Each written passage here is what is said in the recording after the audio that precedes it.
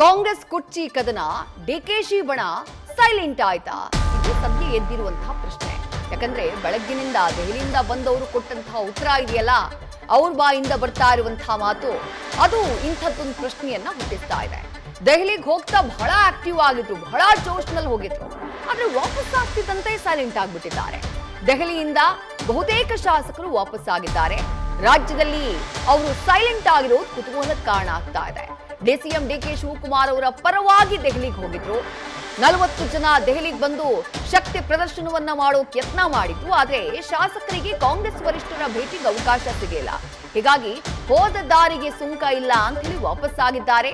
ಬೇಡಿಕೆಗೆ ಮಾನ್ಯತೆ ಸಿಗದೇ ಇದ್ದಿದ್ದಕ್ಕೆ ಒಕ್ಕಲಿಗ ಶಾಸಕರು ಸೈಲೆಂಟ್ ಆಗಿದ್ದಾರೆ ಎನ್ನಲಾಗ್ತಾ ಇದೆ. ನಾನು ಶಿವಣ್ಣ ಅವ್ರ ಜೊತೆ ಭಾಳ ಅವಿನಾಭಾವ ಸಂಬಂಧ ಹೊಂದಿರತಕ್ಕಂಥವನು ಸುಮಾರು 15-20 ವರ್ಷಗಳಿಂದ.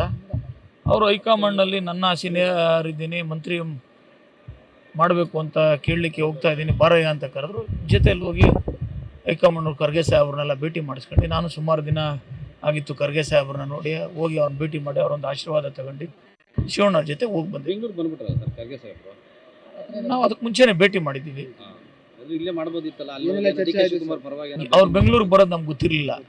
ಏನೆಲ್ಲ ಚರ್ಚೆ ಆಯ್ತು ಸರ್? ಚರ್ಚೆ ಏನಿಲ್ಲ. ಶಿವಣ್ಣ ಅವ್ರು ಏನು ಹೇಳಿದ್ರಲ್ಲ, ಆವಾಗ ನಾನು ಜೊತೆಯಲ್ಲಿದ್ದೆ. ಅವ್ರ ಜೊತೆಯಲ್ಲಿ ಶಿವಣ್ಣವರ ಒಬ್ಬ ಶಿಷ್ಯನಾಗಿ, ಶಿವಣ್ಣವರ ಭಾಳ ವಿಶ್ವಾಸಿಯಾಗಿ ಏನು ನಾವು ಆ ಸಂದರ್ಭದಲ್ಲಿ ಮಾತಾಡಬೇಕು ಅದನ್ನು ಮಾತಾಡಿದ್ದೀವಿ. ಅವ್ರ ಹತ್ರ ಮಾತಾಡ್ಕೊಂಡು ಆಶೀರ್ವಾದ ಪಡೆದು ಬರಕ್ಕೆ ಹೋಗಿದ್ದು. ಏನು ಆಶೀರ್ವಾದ? ಎಲ್ಲ ಥರದಲ್ಲೂ ಆಶೀರ್ವಾದ ಇರಬೇಕಲ್ಲ.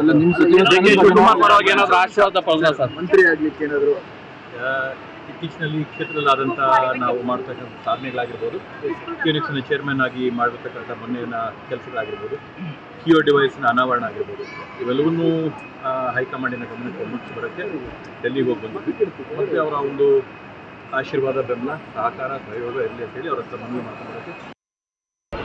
ನಾನು ಆ್ಯಕ್ಚುಲ್ ಆಗಿ ನಾನು ಹೋಗಿದ್ದು ನಮ್ಮ ಆನೇಕಲ್, ನಮ್ಮ ಪಾರ್ಲಿಮೆಂಟರಿ ಅನಿಕೆ ಒಳಗಡೆ ಶಿವಣ್ಣ ಅವ್ರಿಗೊಂದು ಮಂತ್ರಿಗಿರಿ ಕೇಳೋಣ, ಮುಂದಕ್ಕೆ ಇರೋದು ಅವಕಾಶ ಅಂತ ಮಂತ್ರಿ ಮಾಡಿ ಅಂತ ಹೈಕಮಾಂಡಲ್ಲಿ ನಿವೇದನೆ ಮಾಡೋದಕ್ಕೆ. ಮತ್ತು ಶರತ್ ಅವ್ರದ್ದು ಸರ್?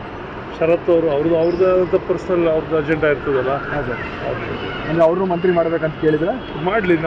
ನಾನು ಲೋಕಲ್ ಬಾಡೀಸ್ ಕಾನ್ಸ್ಟಿಟ್ಯೂನ್ಸಿ ಒಳಗಡೆ ನಾವು ನಮ್ಮ ಜಿಲ್ಲಾ ವ್ಯಾಪ್ತಿ ಒಳಗಡೆ ನಾನು 5 ಸಾರಿ ಟಿಕೆಟ್ ತೊಗೊಂಡಿದ್ದೀನಿ, 2 ಸಾರಿ ಸೋತಿದ್ದೀನಿ, 3 ಬಾರಿ ಗೆದ್ದಿದ್ದೀನಿ.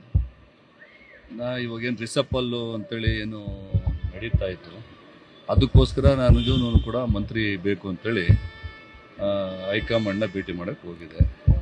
ಹೈಕಮಾಂಡು ಆಯ್ತಪ್ಪ ಎಲ್ಲ ಸೀನಿಯರಿಟಿ ಇದ್ದೀರಾ ನೋಡೋಣ ಅಂತ ಹೇಳಿದ್ದಾರೆ, ಅದಕ್ಕೋಸ್ಕರ ಹೋಗಿದೆ. ಬೆಂಗಳೂರು ಗ್ರಾಮಾಂತರ ಶಿವಣ್ಣ ಅವರಿದ್ದಾರೆ, ಬಾಲಕೃಷ್ಣ ಅವರಿದ್ದಾರೆ, ಮತ್ತೊಂದು ಕಡೆ ಈಗ ಡೀಟೇಲ್ಸ್ ನಮ್ಮ ಪ್ರತಿನಿಧಿ ಶಿವಪ್ರಸಾದ್ ನೀಡ್ತಾ ಹೋಗ್ತಾರೆ. ಶಿವಪ್ರಸಾದ್, ಹೋದಾಗ ಇದ್ದಂಥ ಜೋಶೇ ಬೇರೆ. ಅಲ್ಲಿ ಖರ್ಗೆ ಅವರ ನಿವಾಸದ ಮುಂಭಾಗ ಗಂಟೆಗಟ್ಟಲೆ ಕಾದು ಅವರನ್ನ ನಡುರಾತ್ರಿಯಲ್ಲಿ ಮೀಟ್ ಆಗಿ ಬಂದವರು. ಆದ್ರೆ ಬರುವಂತಹ ಟೈಮ್ನಲ್ಲಿ ಇಲ್ಲ, ನಾವು ಹೋಗಿದ್ ಬೇರೆ ಕಾರಣಕ್ಕೆ ಅನ್ನುವಂಥ ಮಾತನ್ನು ಹೇಳ್ತಿದ್ದಾರೆ. ನಾಯಕತ್ವ ಬದಲಾವಣೆಯ ಬಗ್ಗೆ ಯಾವುದೇ ರೀತಿಯಾದಂತಹ ಮಾತಿಲ್ಲ. ಹೈಕಮಾಂಡ್ ಏನ್ ಮಾಡುತ್ತೋ, ಹೈಕಮಾಂಡ್ ಯಾವ ನಿರ್ಧಾರ ತೆಗೆದುಕೊಳ್ಳುತ್ತೋ ಅದಕ್ಕೆ ನಾವು ಬದ್ಧ ಅಂತ ಹೇಳ್ತಿದ್ದಾರೆ. ಹೋದಾಗ ಇದ್ದಂಥ ಜೋಶ್ ವಾಪಸ್ ಬಂದಾಗ ಯಾಕಿಲ್ಲ ಅಂತ ಹೇಳಿ. ಜೊತೆಗೆ ಇವ್ರು ಇನ್ನೊಂದು ಪ್ಲಾನ್ ಮಾಡ್ಕೊಂಡಿದ್ರಲ್ಲ ಶಿವಪ್ರಸಾದ್, ಹೈಕಮಾಂಡ್ ಮುಂದೆ ಹೋಗಿ 40 ಶಾಸಕರ ಪರೇಡ್ ಮಾಡೋದು. ಅದರ ಕಥೆ ಏನಾಯ್ತು ಅಂತ ಹೇಳಿ ಶಿವಪ್ರಸಾದ್. ಖಂಡಿತವಾಗಿ ವಿದ್ಯಾಶ್ರೀ, ಯಾವಾಗ ನಾಯಕತ್ವದ ವಿಚಾರ ಕುರಿತಂತೆ ಹೈಕಮಾಂಡ್ ನಾಯಕರ ಜೊತೆ ಚರ್ಚೆಗೆ ತೆರಳಿದ್ದಂಥ 10 ಶಾಸಕರೇನಿದೆ, ಈಗ ಅವ್ರಿಗೆ ಭವಿಷ್ಯದಲ್ಲಿ ತಳಮಳ ಶುರುವಾಗಿದೆ. ಈಗಾಗಲೇ ರಾಜ್ಯ ಕಾಂಗ್ರೆಸ್ನಲ್ಲಿ, ಅದರಲ್ಲೂ ಸಿಎಂ ಸಿದ್ದರಾಮಯ್ಯ ಅವರು ದೆಹಲಿಗೆ ತೆರಳಿದಂಥ ಶಾಸಕರನ್ನ ಈಗ ಕೆಂಗಣ್ಣಿನಿಂದ ನೋಡ್ತಾ ಇದ್ದಾರೆ. ಇನ್ನು ಸಿಎಂ ಆಪ್ತ ಬಣದ ಸಚಿವರೇನಿದ್ದಾರೆ, ಇವರು ಡಿಕೆ ಶಿವಕುಮಾರ್ ಅವ್ರ ಬಣದ ಶಾಸಕರು ಎಂಬತಕ್ಕಂಥ ಹಣೆಪಟ್ಟಿಯನ್ನು ಕೂಡ ಅವರಿಗೆ ಕಟ್ಟಲಾಗಿದೆ. ಇನ್ನು ಕಾಂಗ್ರೆಸ್ ಪಕ್ಷದಲ್ಲೇ ಈ ಶಾಸಕರು ಮುಂದುವರಿಯೋದ್ರ ಜೊತೆಗೆ ಭವಿಷ್ಯದಲ್ಲಿ ನಮ್ಮ ಪಕ್ಷದಲ್ಲಿ ಯಾವ ರೀತಿಯ ಲೆಕ್ಕಾಚಾರ ಎಂಬತಕ್ಕಂಥ ತಳಮಳದ ಜೊತೆಗೆ ಸದ್ಯ ಈಗ AICC ನಾಯಕರುಗಳು ಕೂಡ ಅವರಿಗೆ ಅಪಾಯಿಂಟ್ಮೆಂಟ್ ಅನ್ನು ಕೂಡ ನೀಡಿಲ್ಲ. ಹಾಗಾಗಿ ನಾಯಕತ್ವದ ವಿಚಾರ ಚರ್ಚೆ ಬೇಡ ಎಂಬತಕ್ಕಂಥ ವಿಚಾರ ಇದ್ರೂ ಕೂಡ ಅನಾವಶ್ಯಕವಾಗಿ ಪಕ್ಷದಲ್ಲಿ ಗೊಂದಲ ಮೂಡಿಸಿದ್ರು ಎಂಬತಕ್ಕಂಥ ಹಣೆಪಟ್ಟಿ ಕೂಡ ಈ ಶಾಸಕರ ಮೇಲಿದೆ.